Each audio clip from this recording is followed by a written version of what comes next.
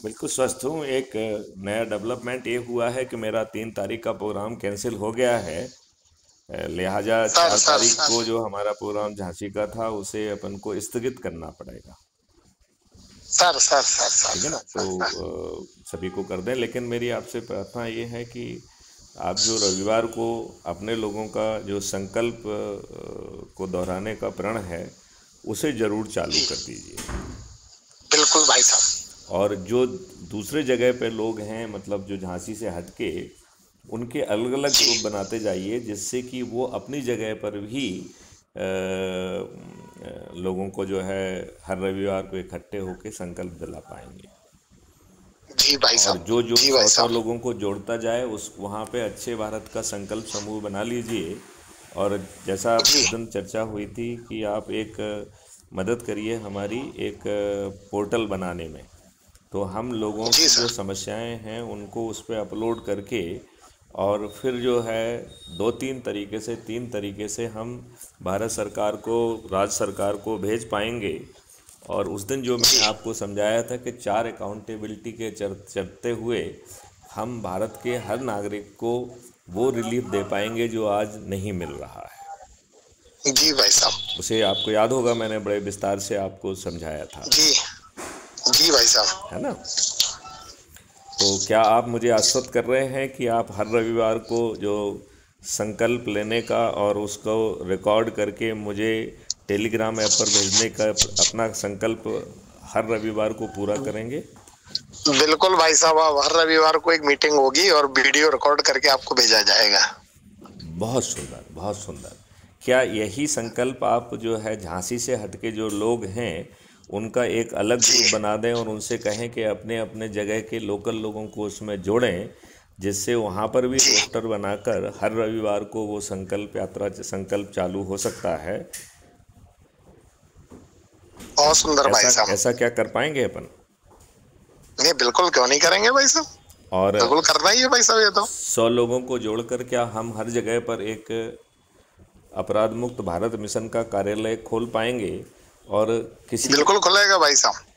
तो इसके लिए वो एक पोर्टल बनाना बहुत ज़रूरी है जिससे हम लोगों के आंसू पहुंच पाएँ, उनकी व्यथा का निवारण कर सकें।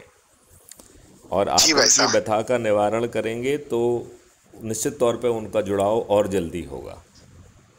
बिल्कुल भाई साहब।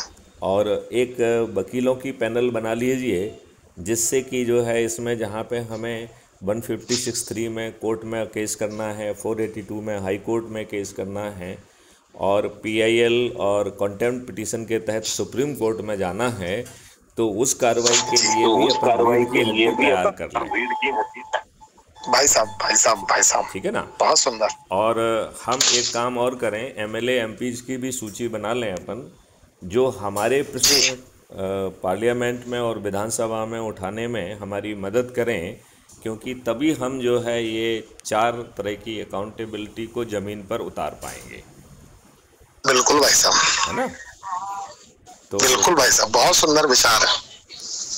हाँ, देखिए, विचार को यदि अपन एक प्रक्रिया के तहत आगे नहीं बढ़ाएंगे तो विचार विचार ही रह जाएंगे। जी भाई साहब। और समझने की बात यह है कि हमें तो मूर्ख बनाया गया है ना।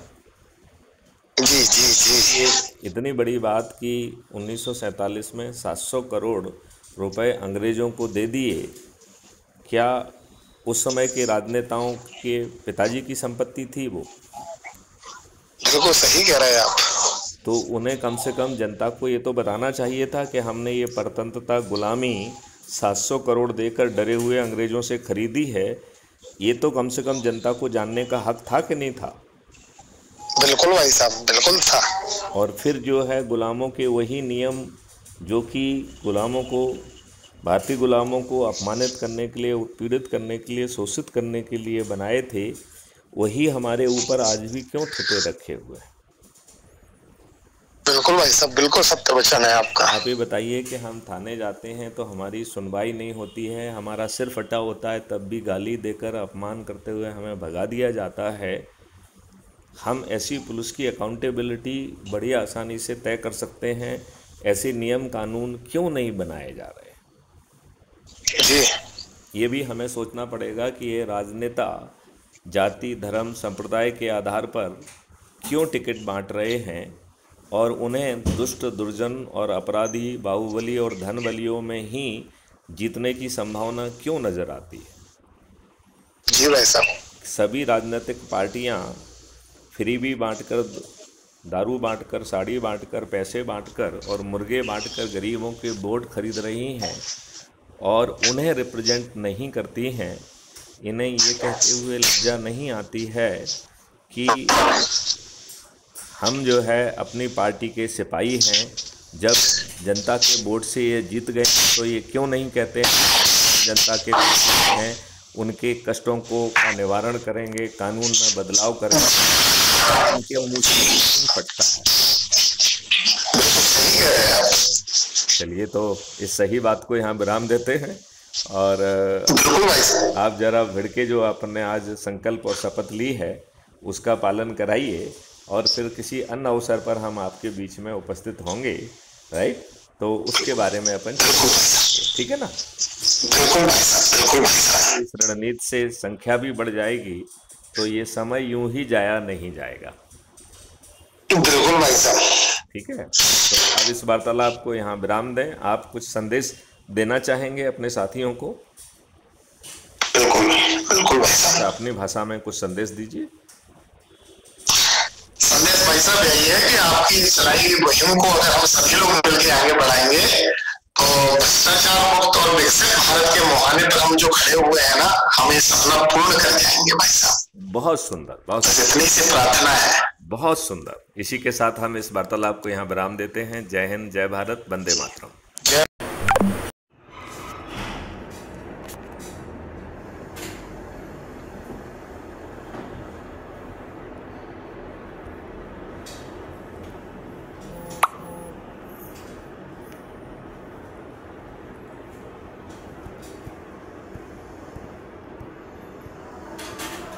अच्छा, ओके, नहा लिया बच्चे? चलो नाश्ता करते हैं। चलो नाश्ता पहले कर लेते हैं, उसमें कोई दिक्कत नहीं।